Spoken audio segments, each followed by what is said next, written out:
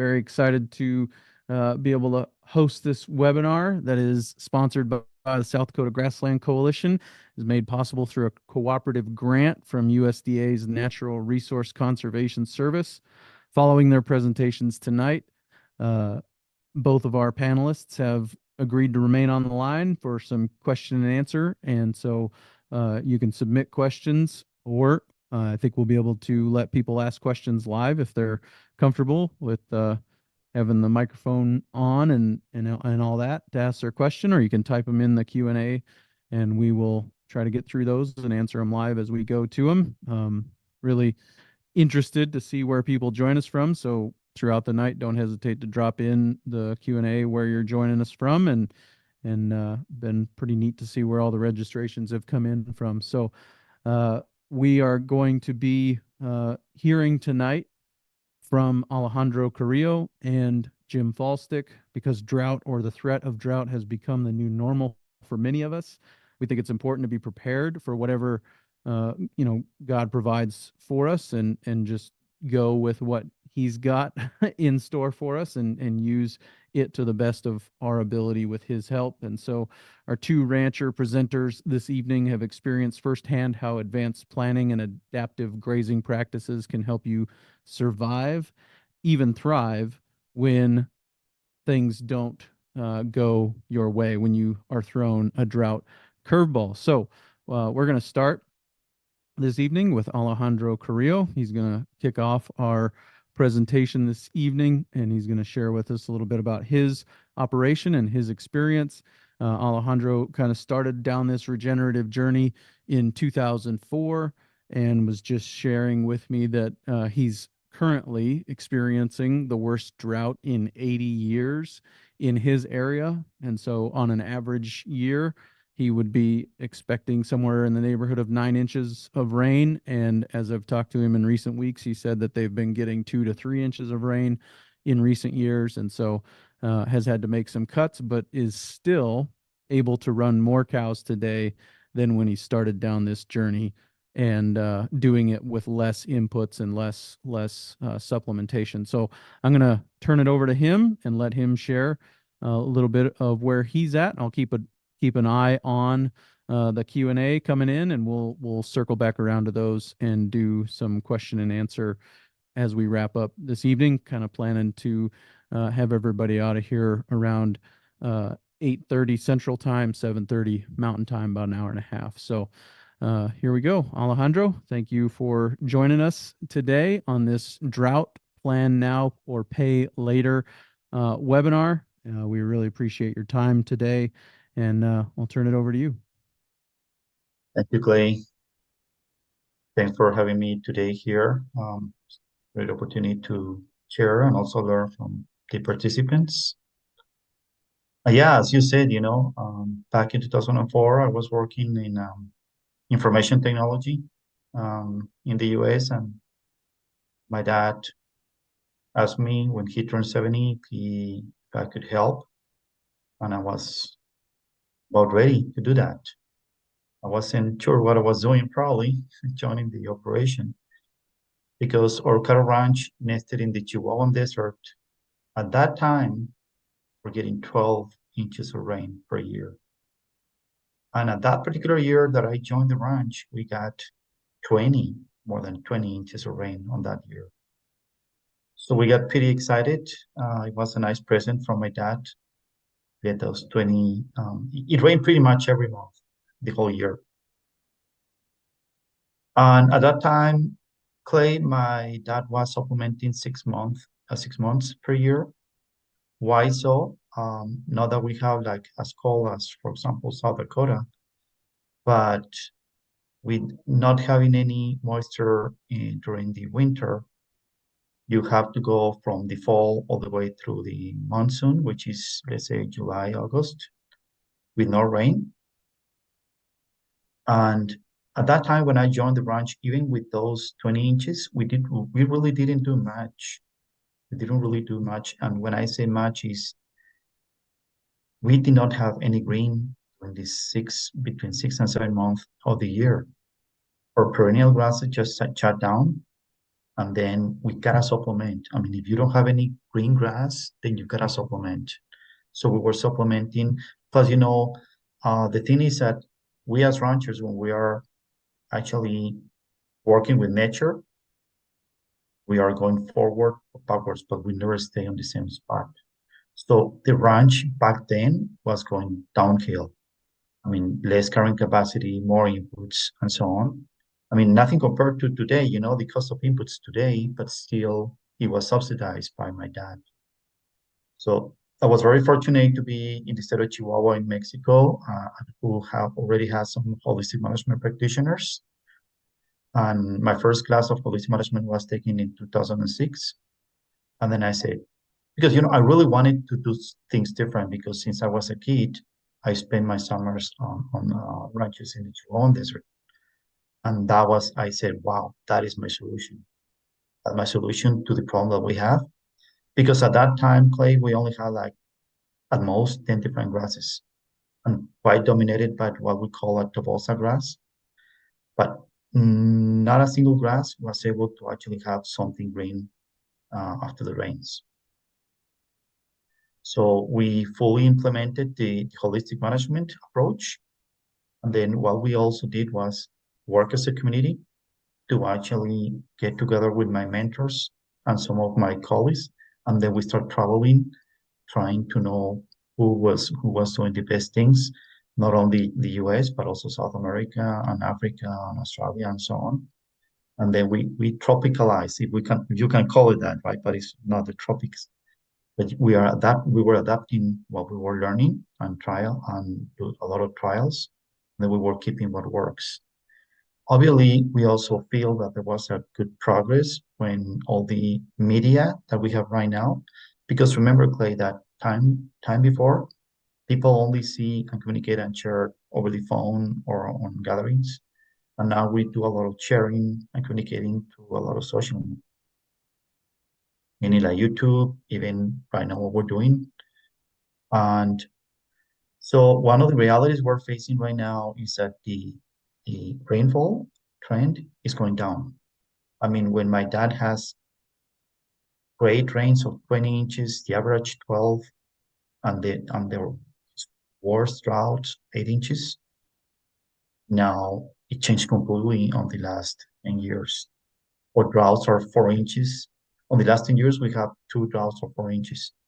But last year was really drastic. I mean, we only got between 2, 1, and 3 inches all across the state. So what if I did not change at the time, like 10 or 15 years ago? I mean, Clay, I can tell you that I wouldn't really be a rancher anymore. So I'm still surprised about where we are right now. Like, I mean, I was this morning at the ranch, and the last evening, I was looking at my cows. I believe I feel, Clay, that there's more art than science when you're moving the cows. And me and my team, because I have the foreman and the cowboy, they know when to move the cows. So the cows are really driving the whole show, all. Because in the first years, we were very focused on soil health, and improving that. And then we forget about the cows. And we were trying to do it mechanically, every 3 days, every 7 days. Now it's all flexible. I mean, when we move our livestock, then the livestock is really telling us, I'm ready to move. I'm ready to move. And then we have that building flexibility in our fencing system in such a way that we can actually size the paddock depending on the current conditions. Were you in a drought? Were you in a too much rain? Little rain, fall, winter, spring. So even if you hit the same spot, like because our rest periods are like long rest periods, but we're always trying to hit. When I say long rest periods, could be between 12 months and 18 months. But when we hit the same spot, the same paddock every year, we try to hit it at a different time of the year. But usually, it's never the same size of paddock. I mean, if it rains a lot and we're on the growing season, then our paddocks are smaller. We don't get to cut into, how many pounds per acre. It's really, if we're moving once a day, Then is how much area do I need at that point in time for my cows to be happy? I mean, for the well-being of the cows. And that what drives the whole thing.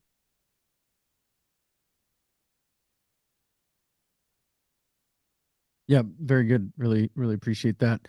Um, what has kind of been the caused the change that you have seen, from that 12 to a drought is 8 inches, 20 inches on a good year, down to 2 or 3 inches now, some in a drought. What's been driving that change as you understand it from your observation? Yeah, I think one of the most fundamental things is promoting diversity is one thing. You know, we're very fortunate to work with the bird organizations, like the environmental bird organizations in the US. They're protecting birds coming actually from South Dakota, North Dakota into the Chihuahuan Desert. We had the same birds. Actually, let me tell you, we had the same grasses. It's just that, for example, your grandma grasses grow smaller because your like the sad oats, the grandma, black grandma, because you have a short growing season. Our growing season is longer, so we have the same grasses but taller grasses. And so is one thing is diversity, but the other thing that is very important is we are able now those perennial grasses that shut down the first let's say below 32 Fahrenheit temperatures, then those grasses keep some green on it, and that allow us those grasses have extended the green season. That is allowing us to actually run our cattle year round with just sea salt. The sea salt. Obviously, there's another very key component that we learn, which is selection and culling. Because right now we have our cows in good paddy condition after 18 months of no rain or very little rain, thanks to the biomass that the stockpile that we have, but also things that we've been selecting and we call every month. I mean, on a drought like this one, we actually increase the culling rate. But in normal years, we keep calling the bottom, the bottom, the bottom. We only compare among the peers. And I was looking yesterday at my cows on the second move of the day, and they all really look great. I mean, you wouldn't believe how the cows look. And then you look at the landscape and you look at the cows. There's like a mismatch, but it's actually the end result of focusing on how can we promote more diversity, how can we extend the green season, and how can we have an animal will help us accomplish our goals. How can you cow or you horse or you donkey or whatever livestock or sheep, how can you help me accomplish my goals? And no, and not really like, oh my God, just lagging behind because I have so many problems with my animals. Yep. And you were telling me earlier that you drove 70 miles of dirt roads and saw a lot of bare ground, no grass. What is the contrast on your place? Do you guys have a lot of ground cover over a lot of the ranch, or are there still areas that have bare ground that you're dealing with? What does that look like for you? Yeah, you should see my ranch as a more like a mosaic where we have some parts that used to have almost like a monocultural grass, and now we have well, I probably didn't finish my thought when I told you that we were working with the bird organizations. They actually count the birds, the migratory birds, but also they count the different grasses we have. So we started working with them like in 20, it was like 2014, 2012, something like that, 13.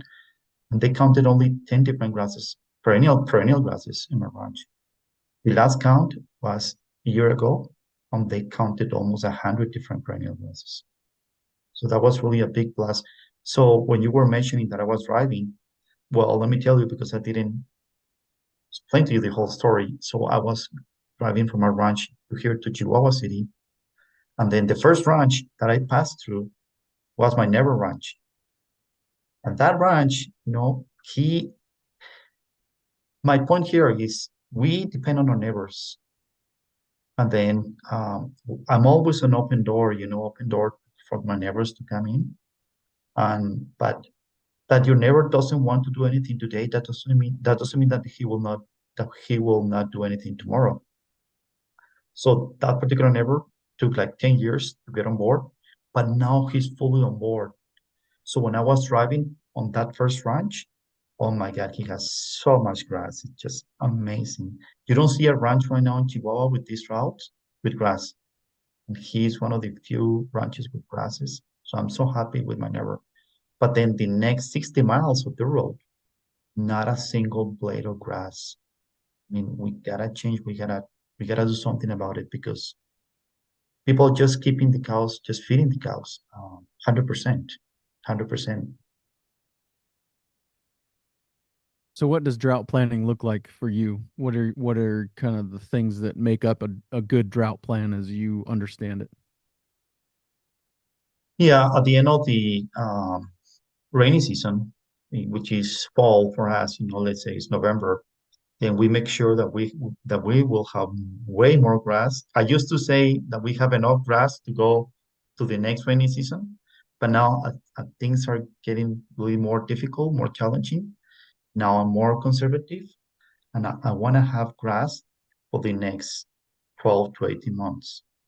I don't want to have stockpile grass uh, for the next rainy season, the beginning of the rainy season. But even beyond that, because things are getting really more challenging. So at the end of the growing season, we actually check our numbers and adjust our numbers in such a way that we will have way more grass than cattle. Because it's always cheaper to supplement the cows, even with this more rough, past grass, than no grass at all. I think we shouldn't have cows if we don't have grass at all. Yeah. Yep, That for sure. that would be probably one of the most fundamental decisions we made. And then the other thing, as I was telling you, Clay, is we actually increase the culling rate. We always try to do it in a certain order. So we don't wait for that big event, like say the preg testing or things like that. We are calling every month, every month, every month, and then we take those those livestock or cattle out of the herd, a few numbers every month, put it in a nice rested pasture. They bounce back. Obviously, at this point in time with this drought, you won't get fat cows, but then you sell them. I mean, it's just a one-way decision. We don't take a cow that is struggling, feed him, get him back on track, and put it back. No, it's just one way. This is a great opportunity, this drought, for us to improve our genetics and also to see how good our system is. Obviously, one of the probably keystones or fundamentals that we have is we want to take advantage of every acre of the ranch. And for us to do that, we have to have a reliable water system. So through the last 15 years, we've been developing some wells, water pipe, and troughs. Now, I cannot say across the whole ranch, but in most of the ranch, and that really allow us to do good planning during the drought, during rain. So the two main parts of your drought plan then are having 18 months of forage ahead of you, basically, and then culling, and you're culling every month. Is the main culling criteria then body condition score? What animals are able to keep body condition score under these circumstances? Keep them if they're losing body condition score because of the stress of the environment we're culling them. Is that how you're going about it mostly? Yeah, pretty much, yes, Clay, you're right. Right now, we're calling every week, I can tell you. Mm. I mean, I think another very important, and I mean, definitely you're right on that perception of how we approach that. So our calling is every month. Sometimes it depends, if we got the opportunity because we're seeing our cows every day. Now, we don't want to see multiple herds. I mean, the worst thing you can do in a drought is to have your cattle spread all over the house because you really want to have this tight management, like keeping an eye because you don't want to lose the cows. I mean, if you're gonna get rid of a cow, well, you wanna have some income out of that cow. So yeah, any cow that requires extra time, that's a candidate to leave the ranch. anything that we do for a cow or for a bull, because the bulls are always also on the spotlight. They're on the stage. Every animal is on the stage. Every animal that's, and then remember, Clay, that we have a mountain range, we have hills like the small pie, like a volcanic rock hills, and then we have the flats. So our cows really need to perform on on all those different environments. There may be some cows that do well on flats, some cows that do better on the mountain range. Well, we need that kind of animal that can actually perform on the whole different kinds of land, the land, the range that we have. Has the monthly or even weekly culling, has that been a new innovation in recent years, or has that been something that you've been doing for a long time? Well, one of the first ranches that I saw when I was with my mentors, he was the mentor of my mentors, Guillermo Finan. Uh, they know as Billy Finan. He has this beautiful Hereford cattle, 1,200 Hereford cattle, all look the same, close herd. I mean, I know sometimes it gets a bit crazy idea when you talk about people of close herd, but that was quite impressive herd. And then he was really very ruthless, on calling and calling and calling. And he didn't write a lot uh, papers or something writing, but he got a small article saying about that if you keep calling the bottom, I believe we try to promote also the genetics from the top cows, by keeping mostly on own bulls, but we're also trying to mimic what Billy Finan used to do with good grazing management, because we're firm believers that most of the problems we have at the ranch tie back to nutrition and genetics. I mean, it's a small percentage of your cows are having an issue. That may be a selection calling issue. Is that percentage increasing? Well, then I think probably you got to change your management, to match your current genetics. But yeah, it all started So with learning from Billy Finan, rancher in also Northern Mexico, not in Chihuahua, but in Coahuila. And he used to belong to a group of forward thinkers, most of them Americans. I understand that they were the first ones to brought Alan Savory to the Americas. hmm, oh, wow. So, um, what what enabled you to get to a place where you could have 18 months of forage ahead of you? Was there a massive reduction in the herd size that allowed that to happen, or how did you get to that point? Because we talked about your story a little bit, but you've been increasing the herd size, reducing supplementation, reducing feeding in the dormant season. Started out with 6 months of feeding, and so have gotten that down to just sea salt for your supplementation. What has enabled you to get to that place of having that much grass ahead of you so that you don't have to supplement, and then you can start working on the genetics? Yeah, thanks for asking that, Clay, because some people, when I say like, let's give it out, and I have this opinion, that most of the Western U.S. needs full year rest at least. That is my opinion because I've been in many, many states so far, in the Western U.S. And but that doesn't mean that you're gonna give it at the first day a full year of rest. It was something gradual that we did, always trying to make sure that we always have more grass and cattle, but also we were actually rotating 3 times per year, every 4 months. But we got some improvement, but then we reached like a plateau, and then we say, well, we need to change something. That's when we moved from for 50 permanent pastures or 55 that allow us to host every 4 months, 3 times per year. I feel, Clay, that we were overgrazing the cessation of some diversity of grasses. Because right now we're able, with 6 inches at the right time, to grow 7 feet tall grasses like this green sprangle top, which we call it in Spanish, zacate gigante, like a giant grass. Nobody really even believed that we could have that grass at the ranch. But I think with those multiple rotations per year, we were overgrazing that grass. I mean, we never allowed that grass to grow because we were only growing for the grasses that we were seeing and not just imagine, like, oh, what if you imagine that instead of you having 10, 20 grasses, you could have 100, two different grasses? What kind of management does it take? Obviously, it takes to bring more fertility from the cows, like more animal impact, obviously more densities, higher densities, or more intentional or more frequent moves.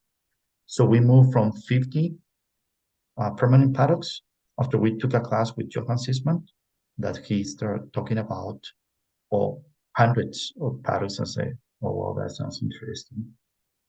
And then we moved to 350 permanent electric fence one wire, and then we can subdivide those. In 2022, we have really good rainy season. We got like 11 inches of rain. That's a lot for us. Nowadays, it was very little like 10, 15 years ago, but now it's plenty of rain. I can tell you. And we have to, not that we were able, we have to split those 350 into 1,000 paddocks because there was so much Mm. forage that when were actually trying to size, the feed for one day, we ended up with 1,000 paddocks, which is helping us, to deal with the very low precipitation on 2023, and then still going on 2024 with some months ahead of us with still stockpile grass. And Mm. yeah, a bit of the Yeah. evolution, but it was gradual from as we increase the paddocks or the pastures, then we went from 4 months to 6 months to 9 months to 12 months, and now we're 18 months. We're happy. We're happy with that. But it really takes a lot of observation because if you go and look at my flats, the grasslands of the ranch, 18 months is like the limit because otherwise the dominant grass start getting too like oxidized, like gray. But in my mountain range, is the different soil types, different grasses, then I can go 2 or 3 years. I'm not grazing at all there, and then the grasses are just gonna look good.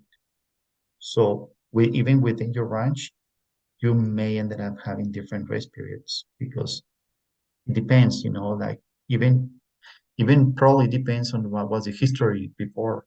We didn't have water, we didn't have roads on the mountain range, and that's why probably that place wasn't really never compact overgrazed. Yep. Yep. So a lot of it came down to increasing paddocks and even reducing the number of herds, getting all of them into one mob as much as possible. What are some of the things, the complexities or the challenges that came with some of that? What were some of the things that were challenging about that transition? Yeah, I think the major challenge because when I joined the ranch, my dad had like a 4 or 5 herds all spread. I remember riding for a week every day just to take a pic of some of the cattle, but not all of them, because the whole ranch, the 30,000-acre ranch. And it's amazing right now that we have just one herd. I mean, excluding the bulls, because we have a breeding season, calving season, but excluding the bulls, it's just one herd. And when my dad goes there, and then he can take a look at the whole herd in a couple of hours, and he asked me, "What are we doing next?" Well, I think we're done. You can do whatever you want. We don't need to ride like a whole week trying to chase or hunt for cattle. And the other thing that we have seen is that the cattle are so tame. Yesterday, the cattle were at the end of the paddock. We had to move it to the other paddock. It was like I don't know, a mile walking.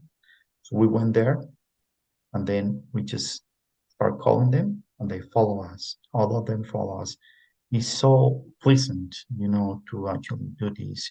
Some people get concerned about, oh, you're moving the cows too too often, but I think that's pretty healthy for them. Remember at the bottom, I mean, at the end of the day, what we're trying to do is to mimic nature. We don't have these great migrations that used to be. We cannot rewild the places that some people believe we can rewild because there's so much fragmentation nowadays, and then also small property or private property and so on. So I think this is a pretty good approach for fixing your place, whatever is you're responsible for, because we cannot migrate long distances as before. Sure.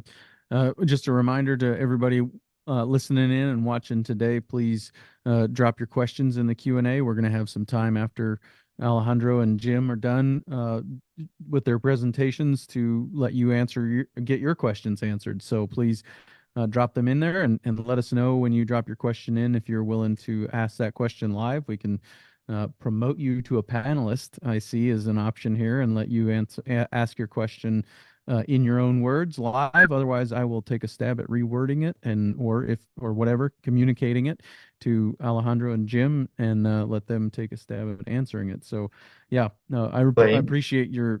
Yeah, go ahead. Yeah, no, just want to add something. So one of the challenges to have just that big herd is water. I mean, like stock water, like a flow rate. We learned that the hard way. I mean, a lot of things we charge because we learned the hard way. But one fundamental thing is for you to think. It's very difficult when you're put into a desert condition, very arid condition, and then you think that you may ended up running at least 8 times more cattle. I mean, at least we have been able to achieve like 4 times more cattle. But why it's so important, to have faith? Because that faith, then you can actually make crazy investments. Like when I joined the ranch, my dad has all the water pipeline, 1.25. I mean, by gravity fed, no pressurized line. Now we're installing 3 inches right now because we want to move from the 500 cows we have, 1,000 plus cows. So water always need to be ahead of the game, like the salt water. And the most important thing about the salt water is the flow rate. It doesn't matter if you have like a small trough, as long as the trough is always full, the cows will be okay. That's all. Yeah. And right now, I mean, could you get to that 1,200 cows now if the water was right? I mean, with the current range conditions and everything, could you be running them now today if the water was right? Or No, Clay, under these wouldn't. conditions, you would have reduced stocking rate, right? Yeah. We're always flexible, because we always have to have that reserve. And right now we can run comfortably 500 cow. Now waiting for better years to come or better rains to come, and then we're gonna start increasing again. No, we're Right. flexible. I mean, we gotta reduce the number. We reached a point where we were running 700 cows, which was the limit of our water system, and it was okay. But then droughts, and then yeah, let's reduce. I mean, that's not a big deal. I think one very important thing for us is to always keep the cost low. I mean, we only have one foreman, one cowboy. And if we go and increase the herd to 1,200 cows, I'm still expecting to have one foreman and one couple. I'm not pretending Hmm. to increase because the cows are very low maintenance cows that not for any calving assistance or any kind of assistance. Yeah. And the increase from, as I understand it, starting in 2004 with 250 cows and 6 months of supplemental feeding, now 500 cows and sea salt for supplementation. Am I right? Yeah, you're right. And out of those 250 cows, only 150 cows were at the ranch. The other 100 cows were at a lease land. But yeah, Mm. definitely, I think the most important thing is that now we're running on black numbers. We have a profitable operation right now. It doesn't matter. I mean, we have good prices now, but when the prices were low, we were still making a profit.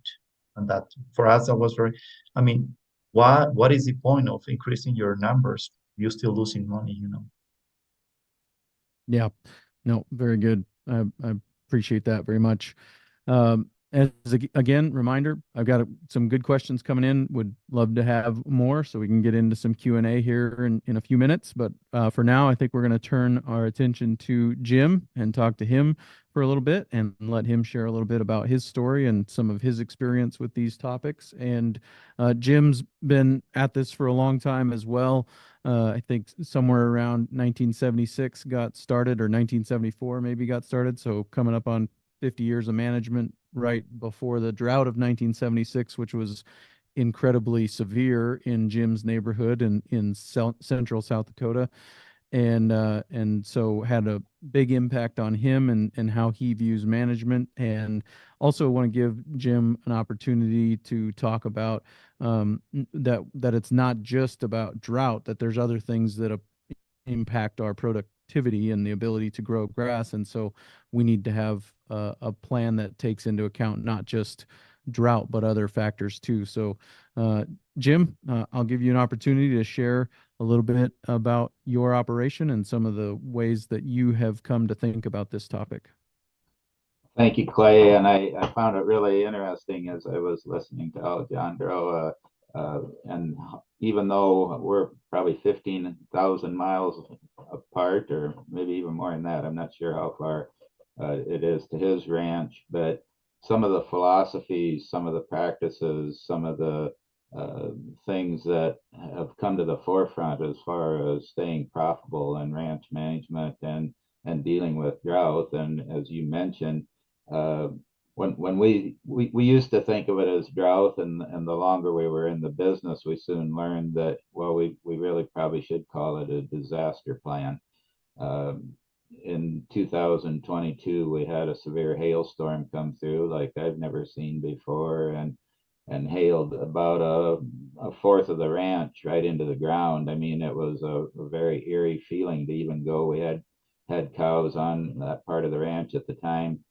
I had to go move them because there wasn't anything left to eat. And a guy don't realize all the life that's really out there until you witness something like that. There wasn't any birds, obviously. There wasn't any insects. It sounded like you were in a vacuum out there. And so, and the other thing we learned from that was, even though I would say grasses will respond and recover from droughts faster than they will from hail. And I would have never believed that, but it's just like it gets froze or something.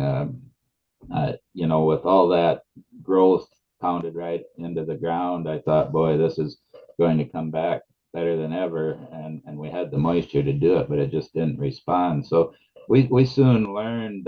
We've also had fires. I don't know that we've ever had grasshoppers to the point that they're a major problem, but in some areas I've heard of that happening. And so severe winters where you get a lot of ice and stuff, the cattle have trouble grazing through. And so we look at it as a disaster plan. And of course, as you've already mentioned, we've learned that through the School of Hard Knocks over 50 years or so. And but I'll go back to what you mentioned, 1976, which is what really adjusted our thinking as far as dealing with droughts, which is what this podcast is all about. And a year that we and much as the previous speaker, we started out heavy inputs, feeding through the winter, because we thought in this country with snow and winds, and we're a flat area. We don't have any natural protection. We have planted protection, but we thought that's just the way you had to do it. So we were in the process of spending our summers putting hay up, and in the winters hauling it out. And you talk about an expensive approach. And then along came 1976, and we never put up one bale of hay. And all of a sudden we had to start adjusting our plans significantly. We'd bought the ranch in 1973, so we had a lot of debt. We had expensive operation, and at the time we were running about 250 mama cows. That was our only enterprise. and we sold down. We instead of trying to feed through it, we were lucky enough, I'll call it. I'm not going to call it smart enough because there was nothing smart about it. Lucky enough that we sold our cow herd down to 78 2- and 3-year-old heifers. So we still had a nucleus. And then what do you do coming out of something like that? The next year it rained, and as I mentioned with the hail, I was amazed at how the grasses responded and came back way better than I would have expected. And so all of a sudden we had production, and the factory was gone. So what we did is we could get into the sheep business a lot cheaper than expand cows at the time, have a quicker turnover. So we started learning about diversity, which we've already heard about, and how important it is. And I'll suggest that diversity in enterprises is very important, as well as diversity with your plant makeup out in whether it's native grass, or if you're in farm country and are doing crop rotations, planting cover crops, whatever.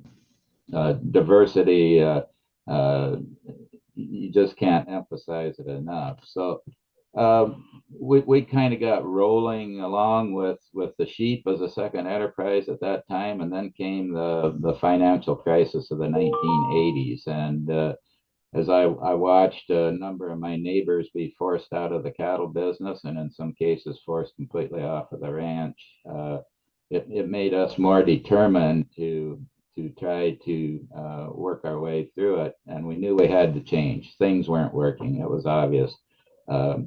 Pastures had tend to have been season-long grazed, overgrazed, as we've already heard about.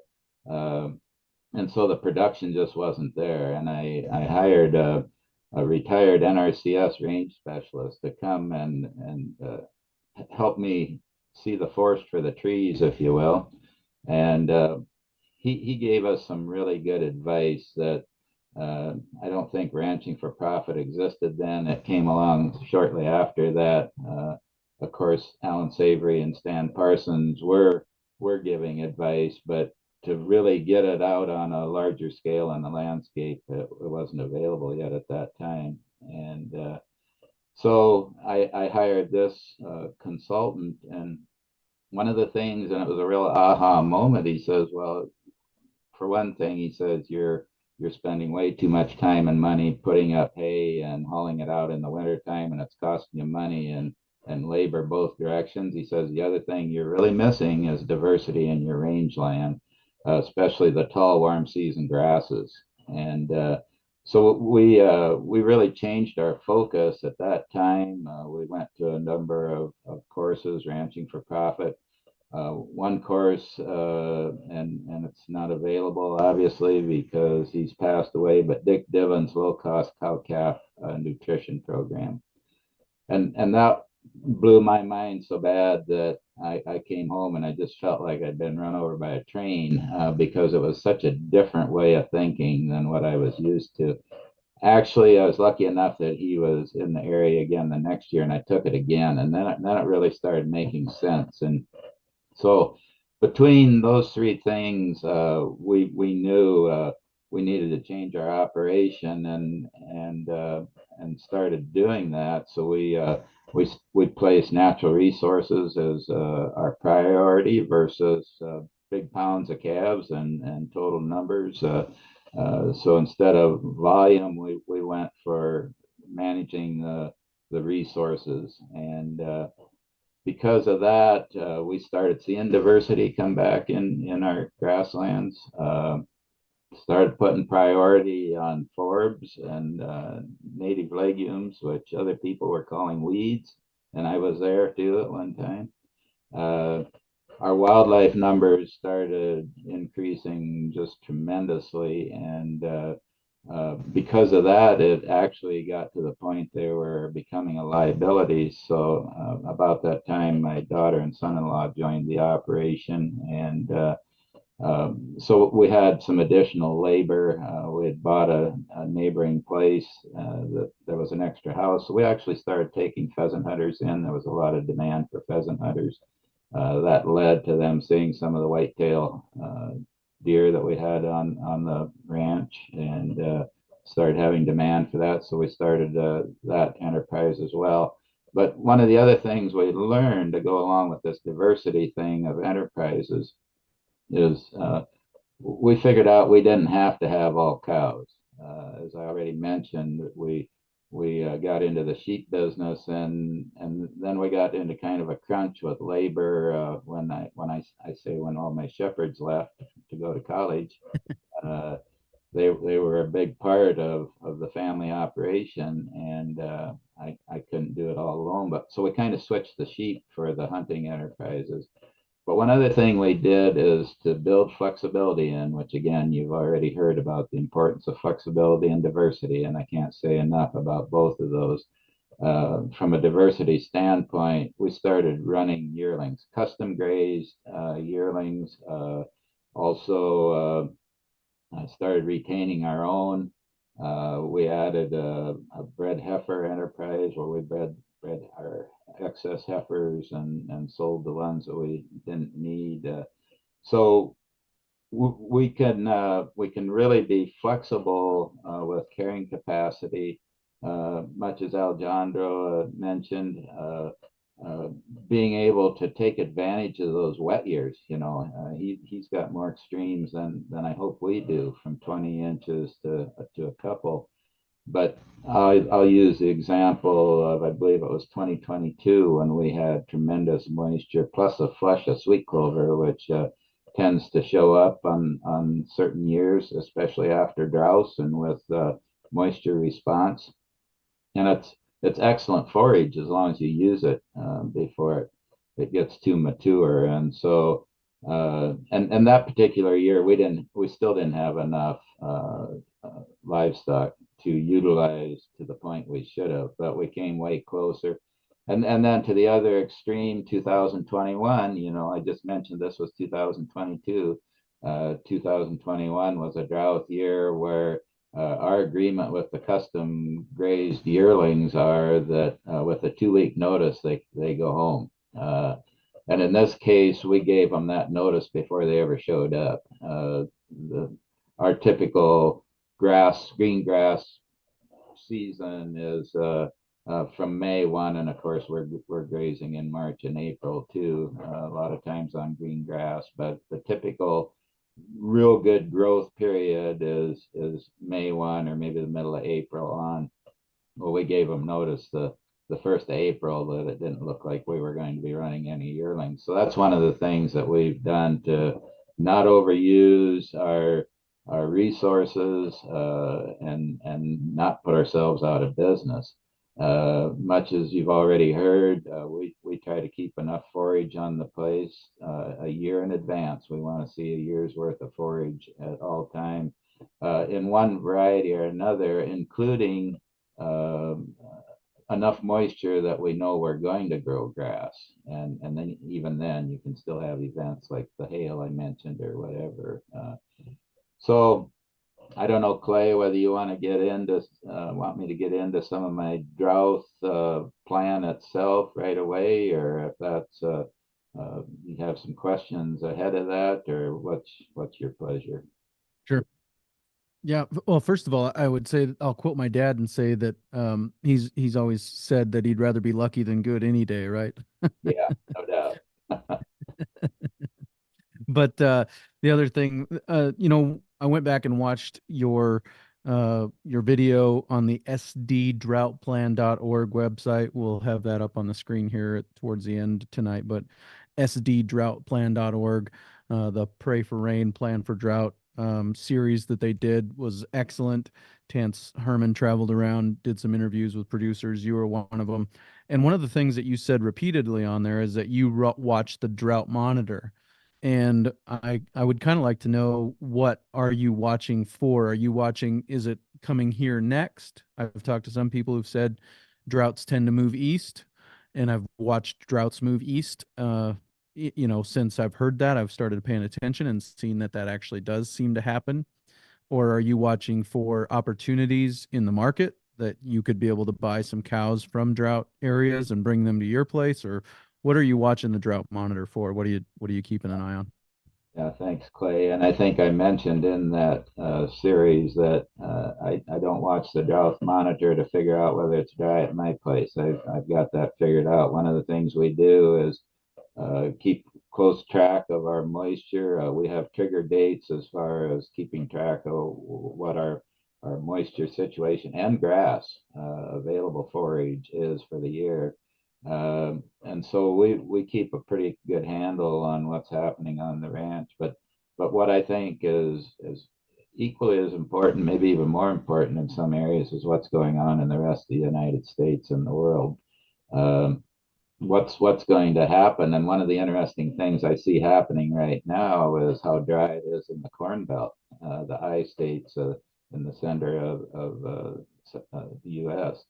And it's not that that's going to affect my grass production or anybody else's grass production, but it could have a major impact on available feed sources and cost of those feeds. Of course, grains are cheap now, and cattle are high. And of course, we've seen that market tumble pretty good here in the last week or so. You add drought into the corn belt to go along with that, and it's hard telling where this cattle market could go. On the other hand, if it turns around, gets really wet here into planting time, well, it can go the other way. So what's going on in the grazing world of the West? Again, see a lot of drought going from Texas on down into Mexico. Montana, North Dakota is dry, and so I'm constantly watching that, and not from the standpoint of bringing cattle in. I as far as buying them, I have bought cattle. I don't do that much. I'd a lot rather do it on a custom basis. So again, it's a asset that's not mine and can leave really easy to adjust back, whether it's from a market standpoint or from available resources. So there's a lot of reasons to watch the drought monitor, and I watch it. Sometimes I get a little lax, like during the winter, but I'm watching it basically on a weekly basis again now. Yeah, very good. Both of you have talked about diversity and flexibility. One thing I would point out is that as I've become more and more familiar with what Understanding Ag is doing, diversity comes up in every one of their points. It comes up in the 6 principles of soil health. It comes up in the 3 rules of adaptive stewardship, and it comes up in the 4 ecosystem processes. They talk about diversity in every one of those. And so could you tell me a little bit about some of the ways that you have increased diversity from an enterprise standpoint, and then also some of the ways that you've seen diversity increase from a landscape standpoint on your ranch, Jim? Well, I already mentioned the lack of warm season grasses, and of course, one of the real ice cream grasses we consider for summer use in the northern Great Plains is big blue stem, and so that's one of my favorite warm season grasses that we've tried to increase. And frankly, you hear a lot of times that, well, that seed bank is probably still out there with management, it'll show up, and that's the case with some things.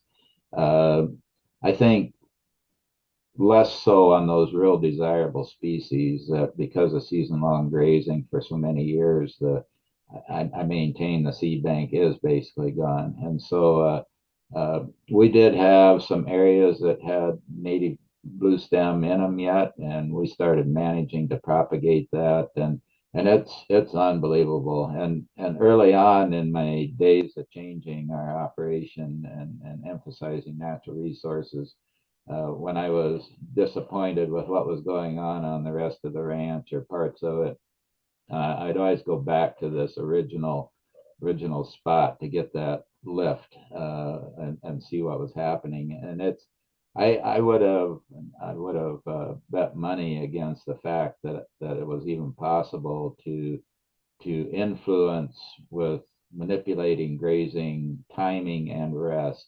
to make that come back the way it did. And because it was doing good, and because it was native, we actually harvested some of that seed and moved it to other areas of the ranch. And again, one of those amazing things. We spread some of that one handful at a time on one pasture in particular, and I didn't see any results of that for so long that I didn't even know how long it was. I hadn't kept track, but I think it was 5 years. And all of a sudden in the fall, and for those of you that are familiar with big blue stem, when it freezes in the fall, it gets that kind of rusty red color to it.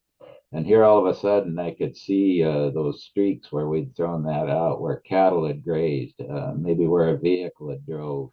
And it wasn't headed out. It had just started and was still vegetative, but it was there. And from there to being a seed source and being able to propagate that. So that's and a number of the forbs we've also had success trying to manage for it, but it takes some real rigid planning as far as your grazing timing and rest to do that.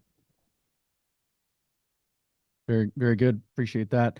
I'm going to ask Alejandro to unmute his microphone, turn his camera on if he's able to, and we're going to transition to some Q&A time for everybody. And so if you want to ask a question, you can drop it in the Q&A. Let me know if you want to ask it live, or you can raise your hand and we'll try to get you the ability to ask your question live if you're comfortable. If not, you can put it in the Q&A and I'll ask it. But I'm going to ask the first one. I'll just ask the first question while we wait for a couple more to come in.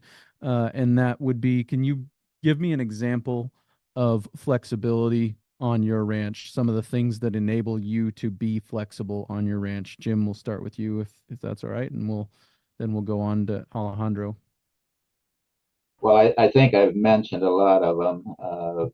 Diversity of species within our pastures, diversity of enterprises that complement each other. And I didn't mention this, and I need to, that just to be diverse is not the answer. They need to complement each other. And I always make the comment, well, I don't always, but I sometimes make the comment that raising pineapple probably would be diverse, but probably not in my best interest from a profitability standpoint.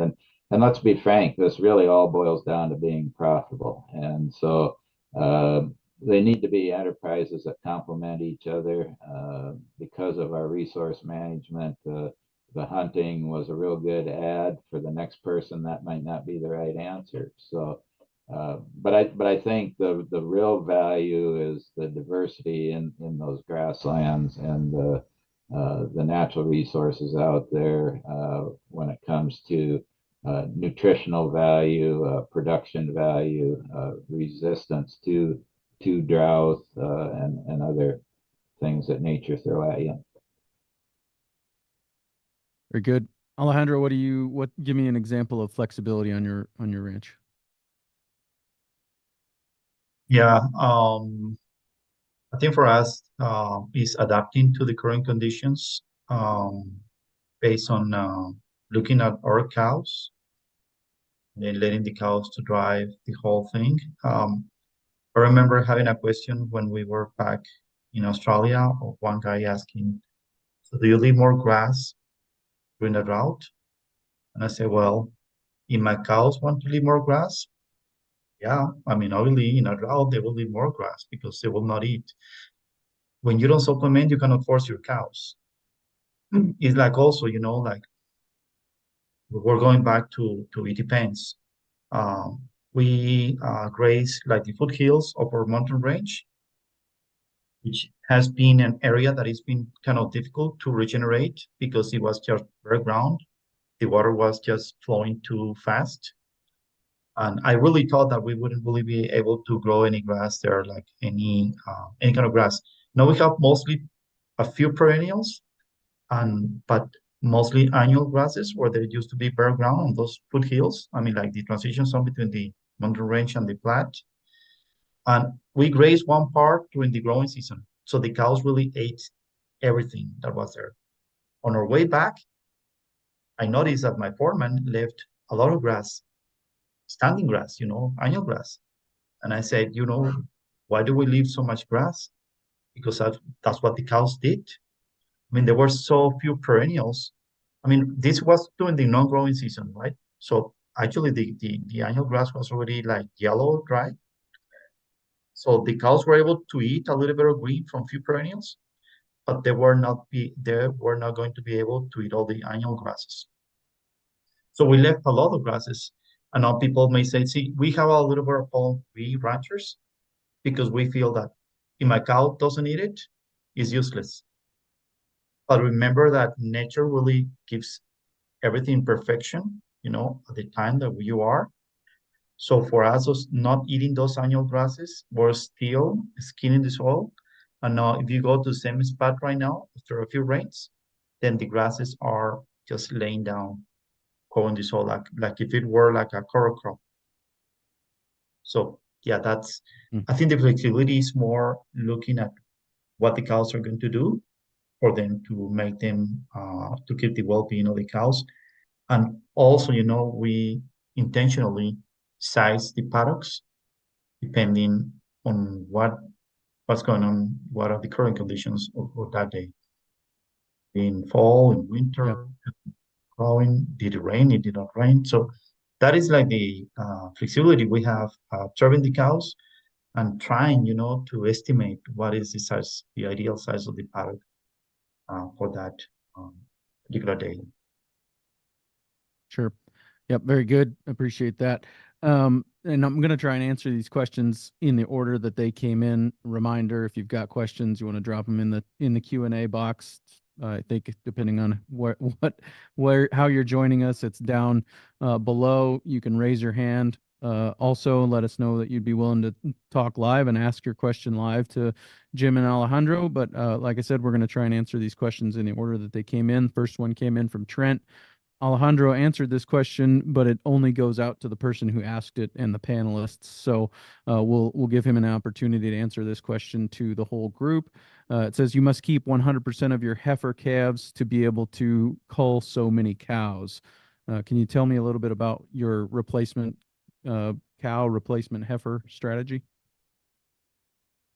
Yeah, Clay, we are trying to raise most of our own bulls.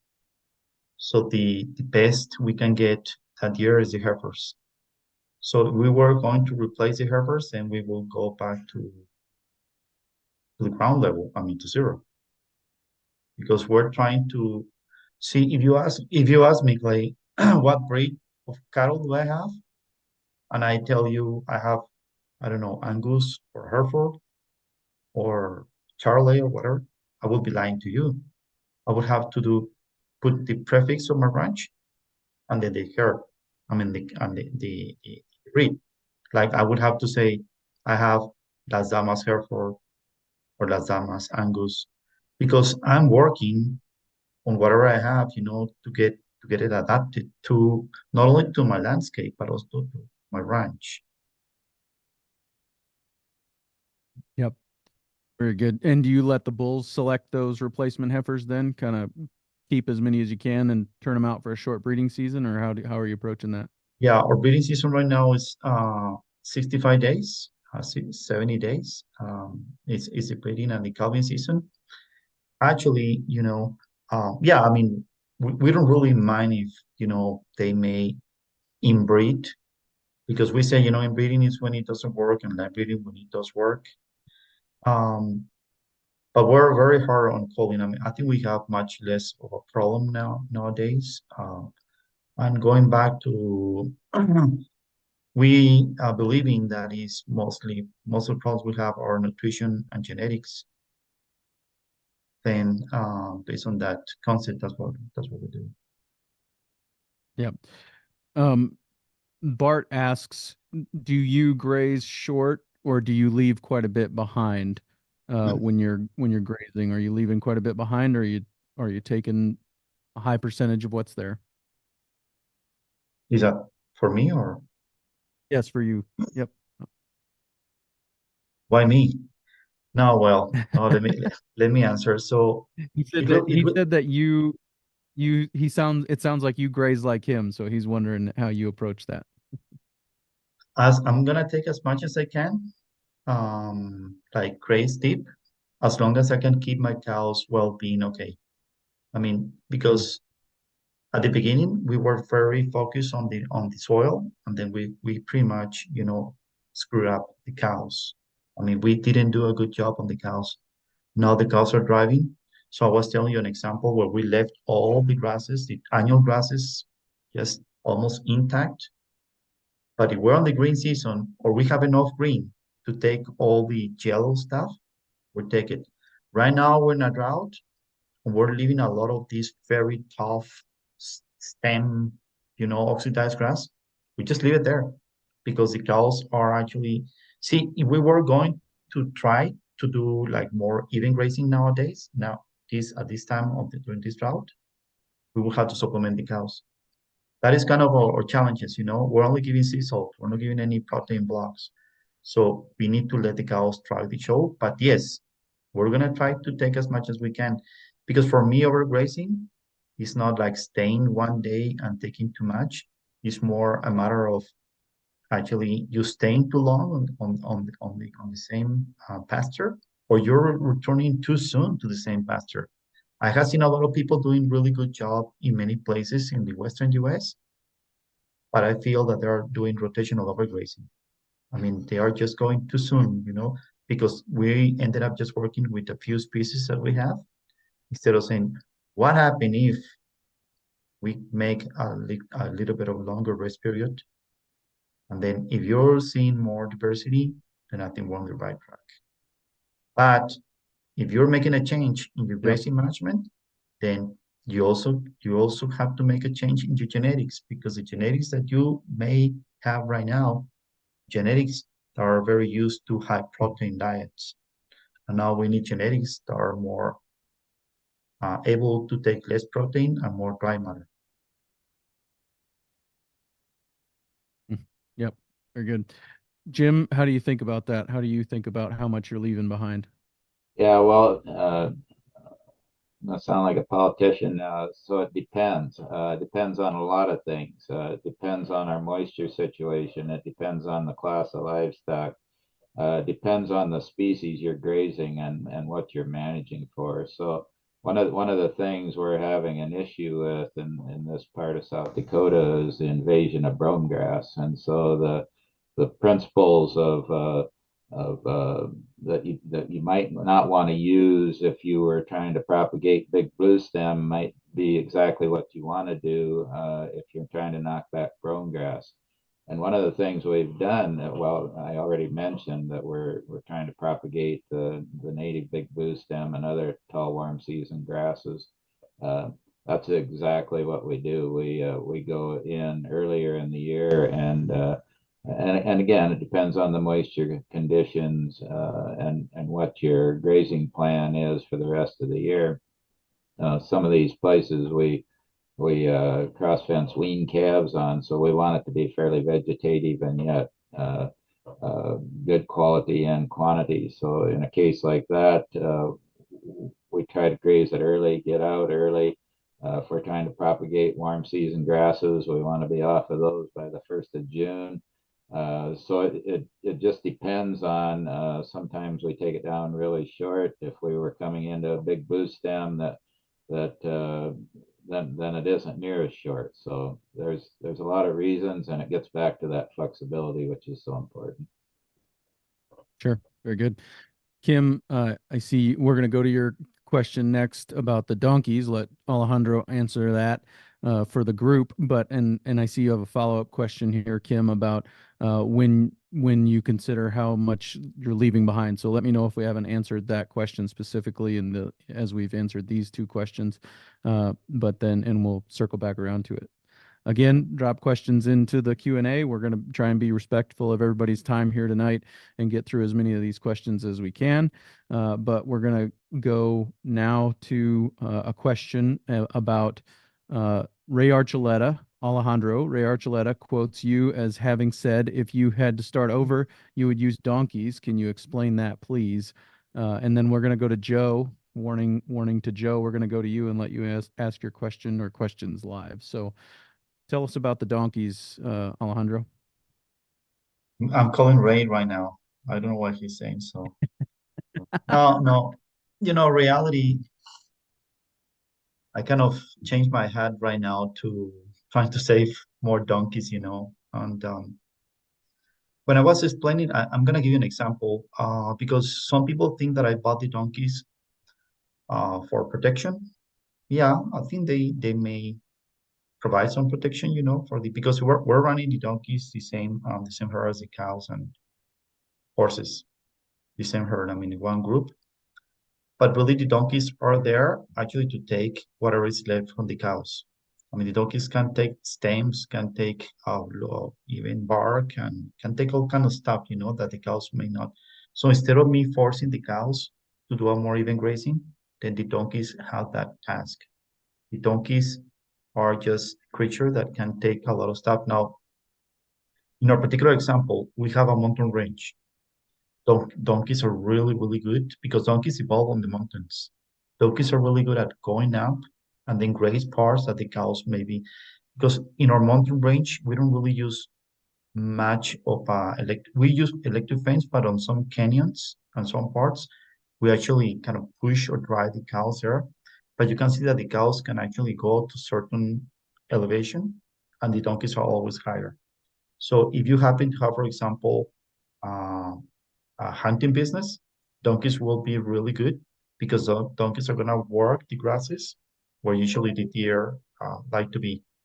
Uh, so it actually complements the work of the cows in such a way that maybe that 30-40% that is very difficult for you to graze with the cows, even more if you're in a very undergrazed situation where a lot of oxidation and too much selectivity, the donkeys can take that without dying, without you killing donkeys. So when you go back to my ranch in many areas, for example, New Mexico, Utah, Arizona, Nevada, so many parts, even the whole state out there in Washington, uh, you see areas that are so degraded that the cows may not be the best way to regenerate those lands. My land was all oxidized, like almost like, you know, so it probably would have been cheaper to me to use donkeys for some time than get the cows. But I still believe that donkeys are a good addition because I didn't have to change the fences, I didn't have to have a shepherd, and so on. And remember that we eat donkey meat in Mexico. We don't know that we're eating donkey meat, but we do eat. So yeah, you can sell a donkey because that's one of the first questions. So what are we doing with the donkeys? Like in the US, we have so many wild donkeys, that let's put them in good use, I would say. And when we were back in Australia, one rancher actually shared to me offline saying, we have a rancher in Australia that he has 300 horses for the only purpose to actually graze deep every 7 years, the pastures. So instead of, for example, you're burning the pasture to renew it, that Aussie guy actually ran a bunch of horses to renew the pasture. So that's a different way, that a different tool we have in our toolbox. Sure. So, Jim, is that the next enterprise at Daybreak Ranch is donkeys? Well, you say that as a joke, but we've already had donkeys. We don't right at the present time, and we didn't have them for the same reason. But when we had sheep, we did use them for guard animals, and it was very successful. And so, Yep. Probably not going to draft in a whole flock of them anyhow. We're in the market for a donkey for a guard animal too. So if anybody knows of one in the neighborhood, let me know. But for now, we're gonna go to Joe. Let him ask his question live. Again, drop your questions in the Q&A box. Let me know if you want to ask it live, and we'll get there. Go ahead, Joe. Hey guys, just want to say Alejandro, Clay, big fans. Jim, nice to meet you. I guess the first question I had for you guys, and Clay just cut me off whenever. I could ramble on for days, I think, but something I really want to try this year is stepping in seed, using cows to help me rejuvenate old stands, I guess, of hay. Is that something either of you have done and had success with? Let's start with Alejandro. You mean using hay or? Well, I was thinking of broadcasting seed on top and then using some, I guess, ultra high density grazing on top, I guess. Yeah. Broadcast trample. Yes, exactly. Yeah, Joe, I think for us, the most important thing is to create the conditions for certain grasses to germinate, because most of us do not have the conditions. Let's say that I have like this, I want to have this more diversity of grasses, like this 7 feet tall uh, grass that we have right now. And I have seen people coming to my ranch and grabbing the seeds. I mean, I would love be that, toward that way.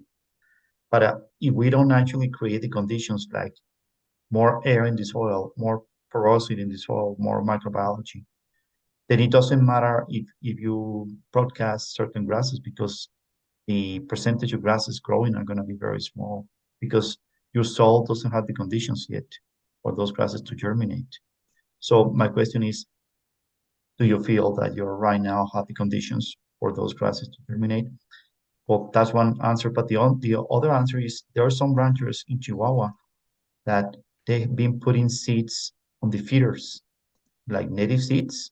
So the cows, let's say if I'm using sea salt, they put a feast of native seeds on the sea salt, and that's been working. I mean, probably not as much as like you say, oh, I want to have thick grasses, but the grasses are coming up because remember that those grasses are actually part of a cow pie of manure. So you're actually giving that particular grass a bigger chance of germinate because it's part of manure, part of a microclimate. So that's been a technique that is working. I mean, other than that, we have never really broadcast seeds or do any. Very good. Appreciate that answer. And it's related to another question that we've got here. And Jim, I'd like to give you an opportunity to take a crack at this one. It says the majority of our property was conventionally farmed for wheat and barley for 100+ years. Do you think that there would be much of a seed bank left, or would putting down a typical pasture blend be suggested? So I'm going to comment on Joe's question first, if I could, Clay. The big blue stem that I mentioned that we spread around, we actually had cattle in there at the time when we did that. I'm not sure that's actually when it germinated, but with a native grass like that, unlike a lot of others, the germination lasts really good. And so whenever it was, and when those conditions got right, it did start. And we've done that a couple other places too. And I think the management afterwards is the key. Your approach to stomping that in is right, but then the rest and proper use after that is the key. So to your next question, Clay, which was, I forgot already. What was the question you said? The seed bank after 100+ years of wheat and barley farming. I would say it's not going to be the seed bank you want anyhow. I would suggest, number one, that there's probably not anything very desirable there, nor do I think it's cost effective to try that approach, because if you could afford to walk away from it and come back in 100 years from now, you'd probably be amazed at what was growing there. But there's not too many people that would live that long, number one, or could afford to use that approach. So I think there's real successful programs in being able to go out and seed native grass, especially. And again, it's going to take management both before you do it and afterwards to get that to propagate. And one of the first things I'd be concerned about is the chemical history on that ground. You may want to actually go in and do grazing with annuals, cover crops, both during the growing season and dormant if you're in cold country. we use some season-long cover crops that we graze in the winter time, and so you can switch that ground around, but just to assume that you're going to be successful the first year might be disappointing. Yep. Okay. And I think we're on our next question. I think both of you should take a crack at this one. It says, I've heard a 30-day supply of supplemental hay on hand is necessary in case of emergency when starting this type of management. Do either of you agree or disagree? Yeah, I mean, I well, I will have to follow Jim answer. Like it depends, right? Because remember, we were feeding our cows for 6 months, but we start extending the green season. We start reducing that to 5 months, 3 months, 2 months, but we never went from like from 6 to 0. Um, it really depends what you've been observing in your cows, how you keep selecting, and how you improving the soil, so that will allow you to actually start reducing the amount of hay. But you do what you need to do today, to keep the business running. The goal always going to be a low cost producer, increasing the stocking rates, but that's going to take time. Yeah. So, and I'll suggest that 30 days might not be long enough. And again, it depends. We've got people on here from a lot of different areas, and so your weather you have to deal with, your terrain. If you've got hilly ground that the hilltops blow off easy, you got wooded draws for protection. That's a different story than my part of the world where it's flat and can get deep and it can get 20 below for weeks at a time, and so I wouldn't feel comfortable having only a 30-day supply, because if it's bad enough you need it for 30 days, what's to say it isn't going to be for 90 days? And you should either be prepared to destock in some form, ways or means, or a combination of having enough feed on hand that you can get through those difficult areas regardless. And like I said, we consider our plan a disaster plan, not necessarily just a drought plan. So that's why I address winter and hail and all those things. But number one, it depends on your availability of that feed in the first place and what it costs. You may be way further ahead to completely destock rather than even have the 30 days of feed on hand. Sure. One more question here that came in. I'd like to hear from some people about where they're from. So go ahead and drop, if you haven't already told us where you're joining from, go ahead and drop that in the Q&A, and we'll get one more question here. I did want to, have you answer that question as well, Alejandro, about the mules and the mix of Mustangs, donkeys, mules, and cattle there in New Mexico. What are your thoughts on some of those things? Yeah, no, I think mules are really also a great addition, and they could also bring more money than donkeys, definitely. I mean, like at least a market. And they are, as good as the donkeys. Horses, if they are like wild Mustang horses, they also could be okay. The problem with a conventional, like traditional horse is they've been spoiling the horses for a while. So they are really used to good diets, And on this regeneration, you really need an animal that is going to help you to take all that feed or all that grasses that the cows may not be able to take it in a natural way. So no, I think those would be great additions. Yeah. Very good. Joe, we're going to come back to you, let you ask that question that you had that was related to what we were just talking about. Thanks, Clay. Jim, you're in relation to the 30 days of forage on hand. You had mentioned earlier you like to keep a year of forage on hand ahead of you. How does that look? I know you're from South Dakota, right? Right. And I'm from central Alberta, I guess. So I feel like we're fairly similar in our winters, or close anyways. How does that look throughout the winter when you're grazing under snow? Yeah.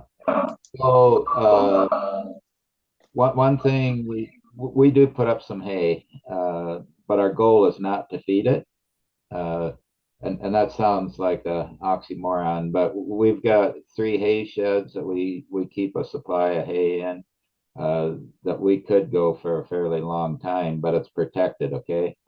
And you never know what the weather is going to do, whether it's drought or winters like you or I have. And so our goal is to not feed any hay, and that don't mean we let the cows starve to death or drift into a draw and disappear. Uh, what it means is that's our goal, okay? And as close as we can get to it, it just makes us that much more profitable. So when I refer to a year's worth of forage, it's a combination, mostly we hope, of standing forage that we're able to use. But I have a picture of a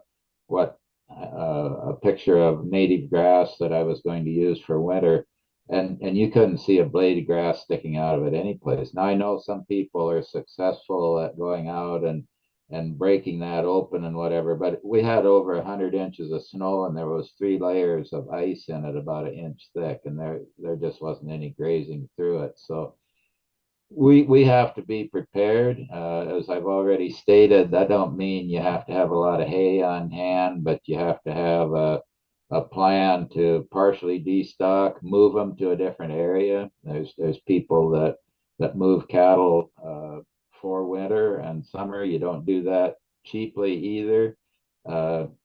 So it just depends on the resources you have in the area, for one thing, not only on your own ranch, but in the area. But we try to keep that combination, and sometimes that means having stored hay on hand, and sometimes it don't. But we do keep stored hay and try to keep it. Now, would I recommend people going out and building an expensive hay shed these days? Probably not. I'd be looking at an alternative way of doing that.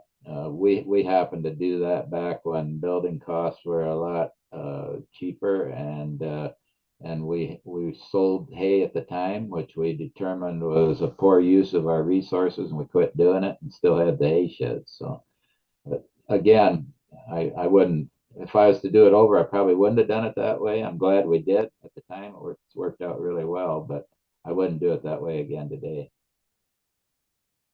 Does that answer your question? Okay, thank you. Yeah, very, very good. Very, very good. Really appreciate that. Really appreciate everybody joining.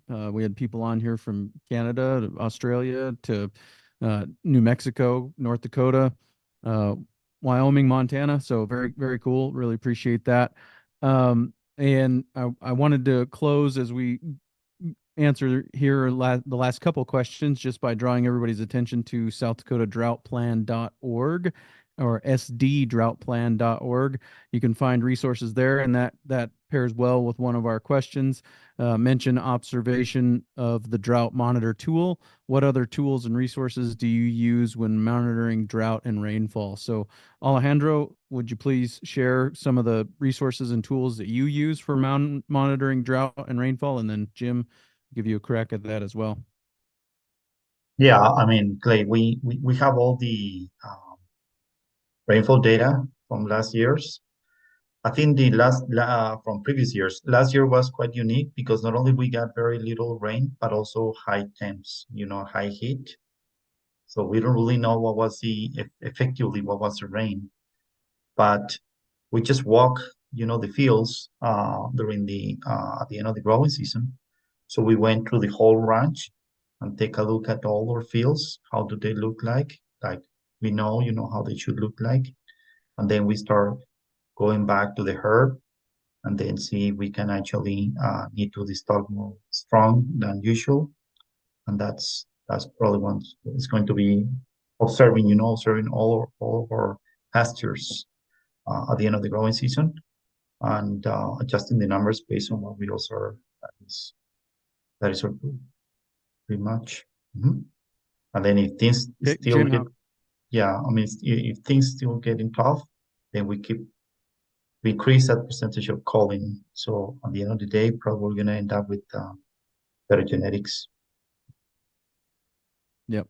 Very good. Appreciate that. Jim, how do you think about, or what are you watching? What other tools and resources are you using for drought monitoring?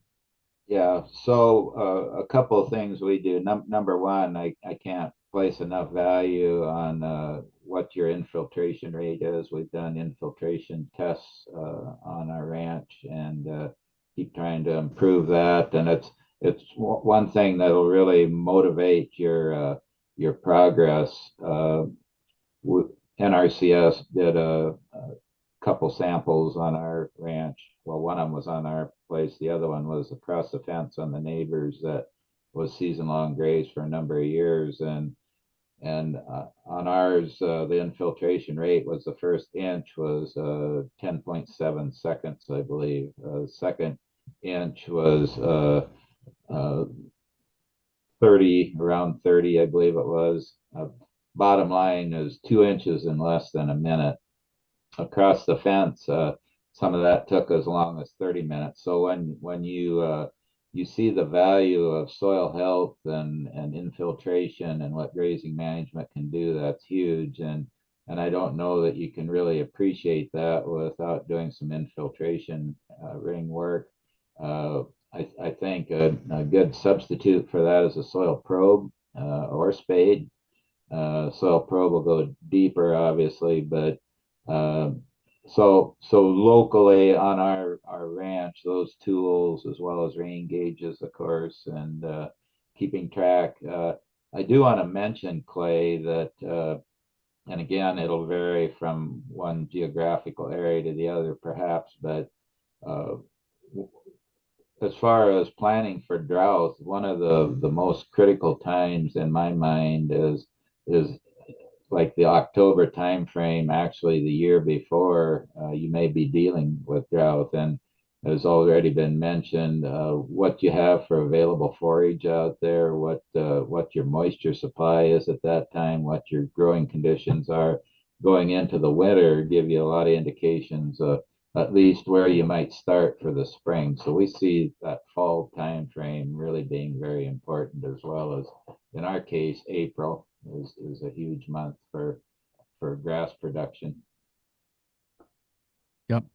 And that relates well to the last question we're going to deal with tonight. I think the last one we've got on tap, and it's a good one. Don't want to miss it. So I'd like to give you both an opportunity to talk about how you think about and set your trigger points to start destocking. And then after the drought or disaster has ended, how soon do you both start restocking? So Alejandro, go ahead and answer that question for the rest of the audience, if you would.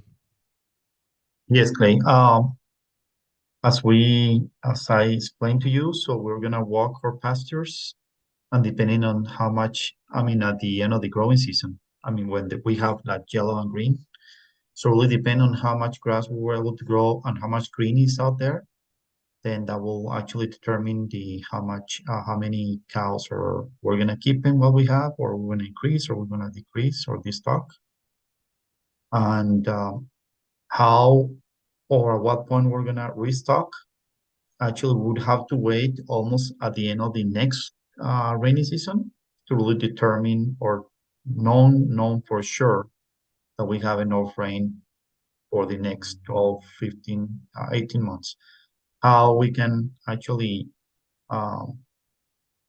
meet that restocking is part could be like running stockers or even our own stockers, for a longer period, or getting some stockers from somewhere else, so we can match the forage, the available forage.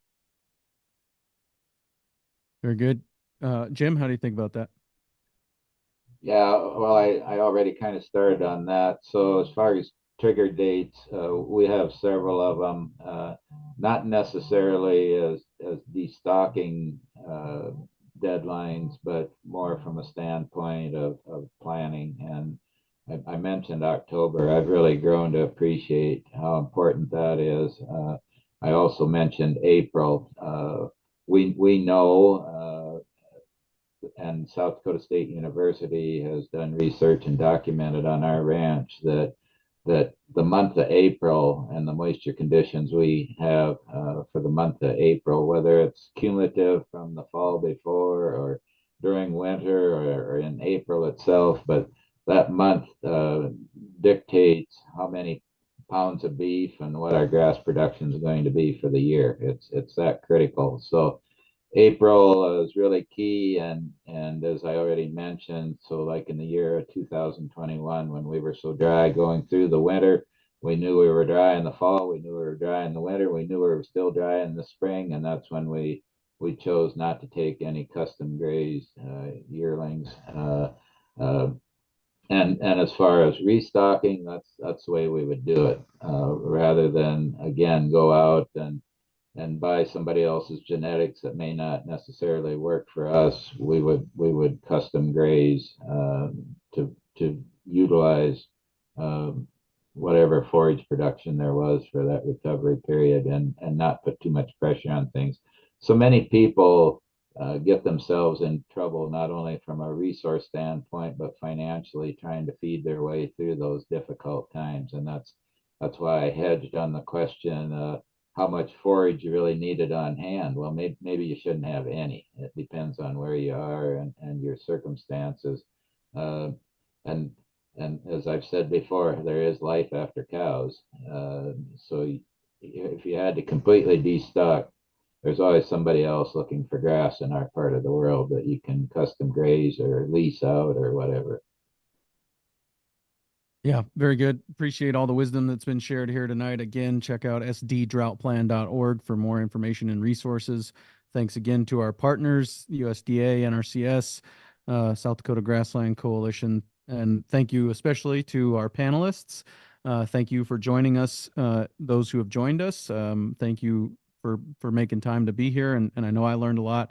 But again, thanks to Jim and Alejandro. I really appreciate your time this evening or this morning as it is in Australia. So good evening and good morning to those of you joining us from Australia. I hope you enjoyed this evening. I know I learned a lot, and really look forward to having this up. You can go back and rewatch it later at your convenience, and take some notes as well. So it will be archived and shared, and we'll use the guest list to let everybody know when it's up. So thanks again for joining us, and have a good evening or good morning, as it were.